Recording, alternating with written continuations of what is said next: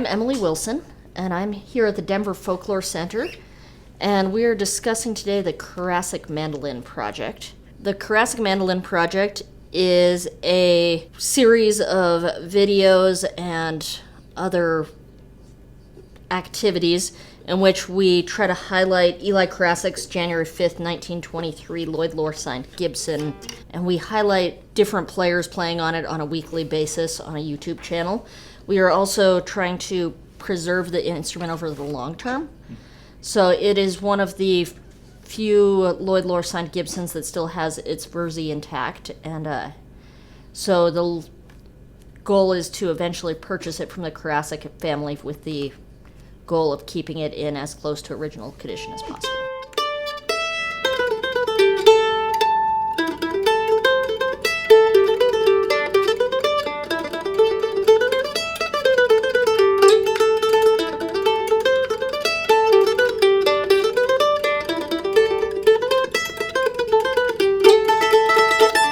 Eli Karasik was a mandolin player here in Denver. He was born in 1924 in New York, and ended up in Colorado through the GI Bill and after World War II.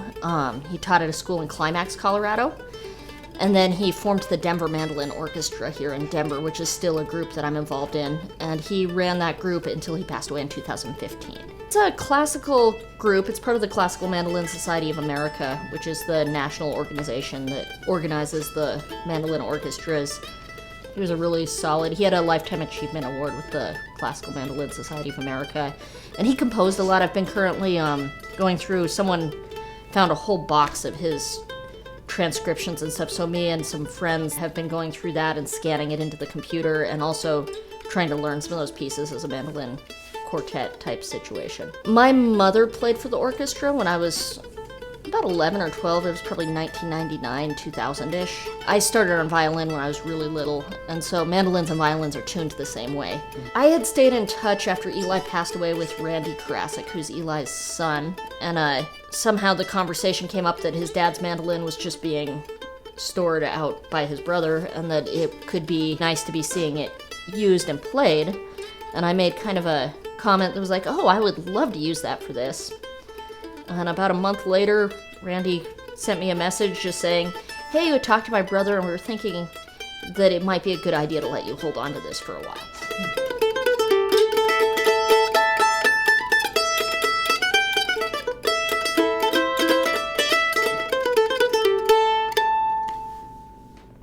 Part of my original agreement with them was that there would be regular video updates of what I was doing with the mandolin. And so I started out, the first one I did in my basement, and I tried going to send the video and realized that videos don't text well. So then I jumped on and I'm looking, and YouTube made sense because you can also transfer the ownership of YouTube channel if you want, and at the time it was supposed to be a very temporary project, so I figured that was just an easy way to go. But I quickly realized that if every video was of me with their mandolin in my basement practicing, it wasn't going to be a very interesting thing, and also just it was awkward. So I called a friend of mine, and I hadn't told anyone really that I had the mandolin at the time, and I said, hey, I want you to come over and look at something and see what you think. And he came over and looked at it and was like, that's pretty cool.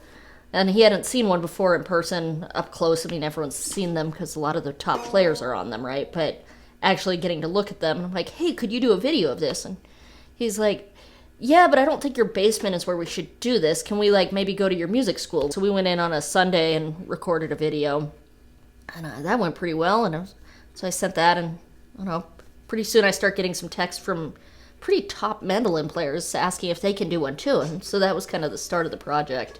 As far as, and I didn't do a count of just the mandolin players, I was going through for figuring out everyone that's been involved, and I think we came up with that there has been 178 different musicians highlighted on the channel at one point or another in 14 different states.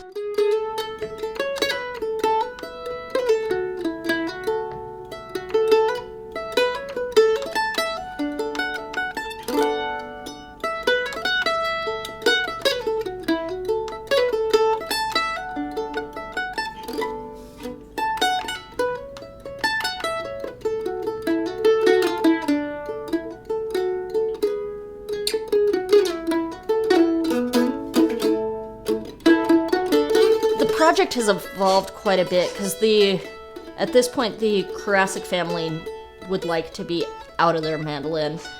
And so after talking to a local player who plays with the Colorado Symphony, who has a instrument that was outside of her means, she told me what they do in that situation is they form an LLC, like a limited liability corporation, for a limited period of time that then gets investors in the instrument, and you hold on to the instrument for that period. So that's going to be a 10-year period.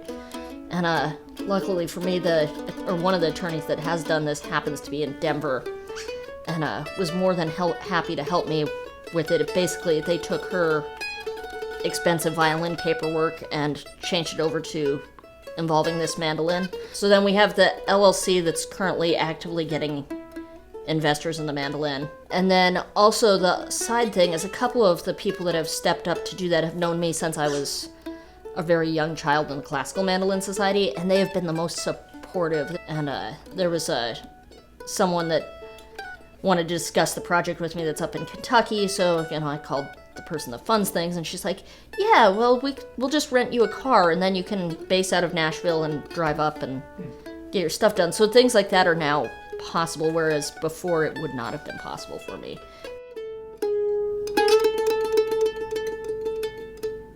So to get involved, there's multiple ways you can get involved. Of course, if you're interested in investing in the project and the mandolin and stuff, shooting me an email works great. The mandolin has a website. It's LloydLoar.com. Also, anyone who plays mandolin is welcome to do a video on the channel. The main thing with that is we usually just have to already be somewhat in the same location. So, like, one of my favorite videos happened last year up at Wintergrass, because it was this kid that was, fairly young, probably 12, 13-ish, and he asked if he could do one. And it's just one of my favorites, but then we've also had some of the top players also involved, and so it's fun to see the different ranges. And then with some of the younger players, I've been trying to do like an annual follow-up and get like new videos, and those are just about to start coming out now, because it's also fun to watch how people's playing evolves.